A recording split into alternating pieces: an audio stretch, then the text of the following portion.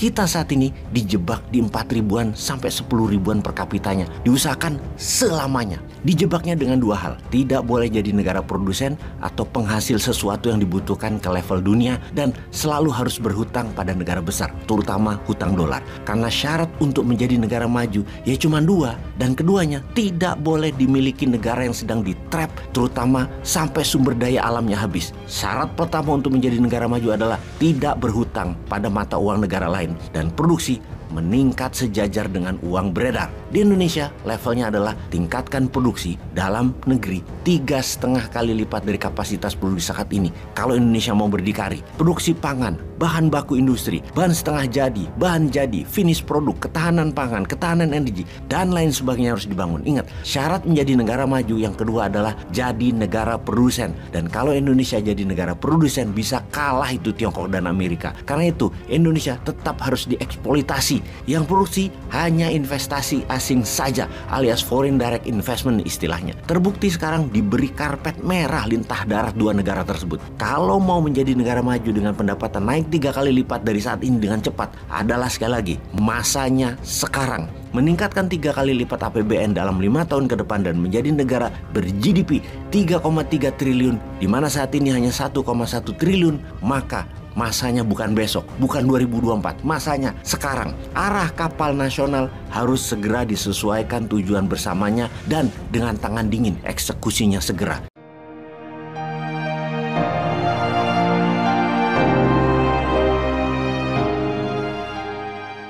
Entah bagaimana, ada ide di kepala Bosman sejak pandemi di tahun 2020. Dikuatkan lagi dengan informasi Rusia menyerang Ukraina di awal tahun 2022. Lalu banyaknya penembakan dan masalah dalam negeri di Amerika yang makin brutal di tahun 2022 ini juga. Ditambah ketegangan di Selat Taiwan di pertengahan tahun 2022. Semua ini menjadi tanda kode keras bahwa Indonesia harusnya sudah melakukan pengkajian ulang tentang rencana besar bernegara Indonesia untuk 25 tahun ke depan.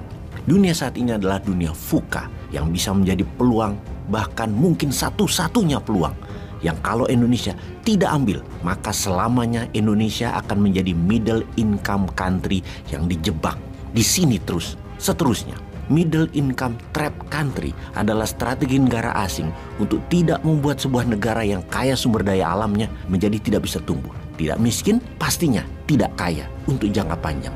Negara Amerika Latin sudah merasakan sejak tahun 2000-an hingga saat ini. Ya begitu-begitu saja pendapatan negaranya. Tidak tumbuh kencang lagi, tapi turun naik. Argentina GDP per kapitanya itu $5.200 di tahun 2005. Di tahun 2020, $8.200. Naik 59% dalam 15 tahun alias 3,9%-an per tahun. Brazil 2005. $4.850 per kapita di tahun 2020 menjadi $6.700 per kapita, naik 39% alias hanya 2,5% per tahun. Intinya, dari negara berkembang untuk menjadi negara tengah bisa tumbuh cepat, namun begitu di $400 per kapita untuk naik ke $12.700 per kapita, di mana di GDP per kapita itulah sebuah negara dikatakan negara maju adalah di level 12.700.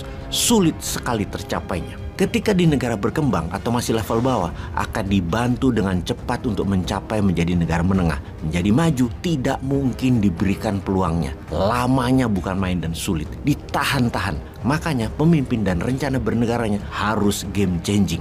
Itulah yang harus Indonesia lakukan. Kita saat ini dijebak di 4 ribuan sampai 10 ribuan per kapitanya. Diusahakan selamanya. Dijebaknya dengan dua hal. Tidak boleh jadi negara produsen atau penghasil sesuatu yang dibutuhkan ke level dunia, dan selalu harus berhutang pada negara besar, terutama hutang dolar. Karena syarat untuk menjadi negara maju ya cuma dua, dan keduanya tidak boleh dimiliki negara yang sedang di-trap, terutama sampai sumber daya alamnya habis. Syarat pertama untuk menjadi negara maju adalah tidak berhutang pada mata uang negara lain, dan produksi meningkat sejajar dengan uang beredar. Di Indonesia, levelnya adalah tingkatkan produksi dalam negeri 3,5 kali lipat dari kapasitas produksi saat ini. Kalau Indonesia mau berdikari, produksi pangan, bahan baku industri, bahan setengah jadi, bahan jadi, finish produk, ketahanan pangan, ketahanan energi, dan lain sebagainya harus dibangun. Ingat, syarat menjadi negara maju yang kedua adalah jadi negara produsen. Dan kalau Indonesia jadi negara produsen, bisa kalah itu Tiongkok dan Amerika. Karena itu Indonesia tetap harus dieksploitasi. Yang produksi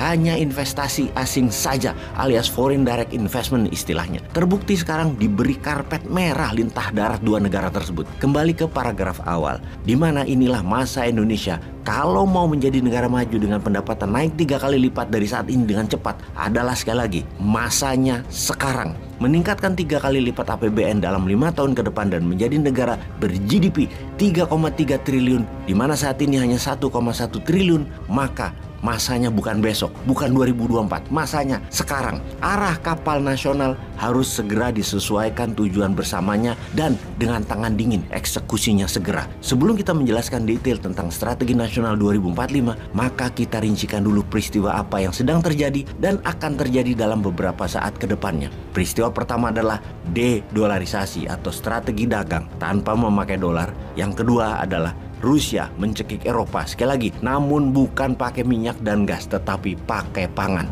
Kedua langkah ini adalah program melawan hegemoni Amerika dan Barat yang terbukti tidak membuat kaya dunia, tapi malah feed the ego pihak Barat, hanya memuasi nafsu pihak Barat, bukan makin membuat mereka sadar akan masalah kemanusiaan, namun malah mengeksploitasi manusia dan negara lain. Makanya Rusia adalah musuh hegemoni Barat. Kunci utamanya adalah melawan dengan menyetop pemuas ego pihak Barat. Kita perdalam topik pertama. Kita semua tahu sejak tahun 1971 dolar dipakai untuk transaksi minyak Saudi, dan sejak saat itu multiplikasinya melebar karena semua negara butuh minyak, maka mereka butuh dolar.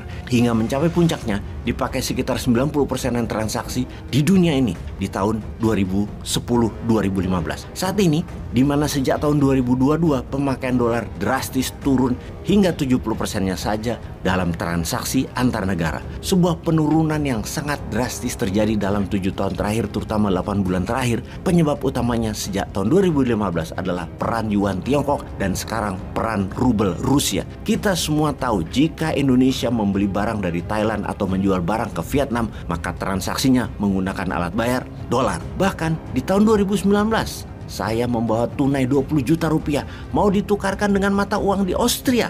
Semua money changers dan bank menolak rupiah tersebut.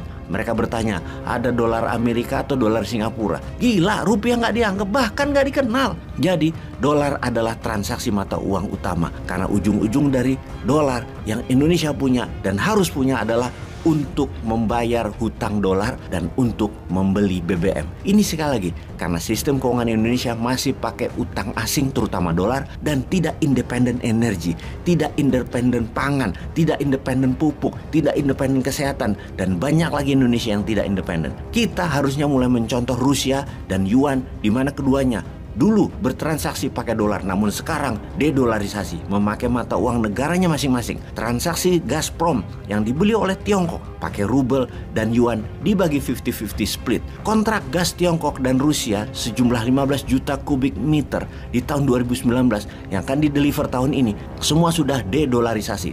Pakai rubel kalau Tiongkok beli, pakai yuan kalau Rusia beli barang Tiongkok.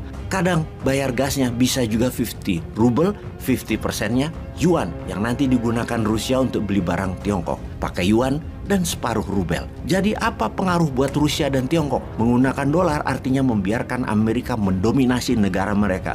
Membuat Amerika bisa mempengaruhi jalannya sebuah negara karena terborgol dolar. Amerika bisa memberi sanksi ekonomi, membekukan transaksi dolar dengan SWIFT-nya, bisa mengendalikan peredaran uang dengan economic tightening, dan ini mengganggu keamanan sebuah negara berdaulat. Dengan dedolarisasi, sebuah negara bisa mengatasi kendali Amerika di negara masing-masing tersebut. Menariknya adalah Rusia sudah melakukan ini sejak tahun 2014. Fakta data adalah 90% transaksi di negara-negara BRIC, yaitu Brazil, Rusia, India, dan Cina, sesama mereka dulu pakai dolar. Namun sekarang kurang dari 10% saja transaksi pakai dolar di antara 4 negara tersebut pakai uang masing-masing. Oke sahabat, semoga informasi singkat ini bisa menjadi bahan pemikiran bernegara ke depannya. Stop hutang dengan bergantung memakai mata uang asing. Hutang pakai rupiah saja, pakai mata uang negara sendiri saja. Itu saja simpelnya. Itu kalau bangga dengan rupiah loh. Karena itu kita heran, berani ngutang mata uang asing. Kenapa nggak berani berhutang pada mata uang rupiah sih?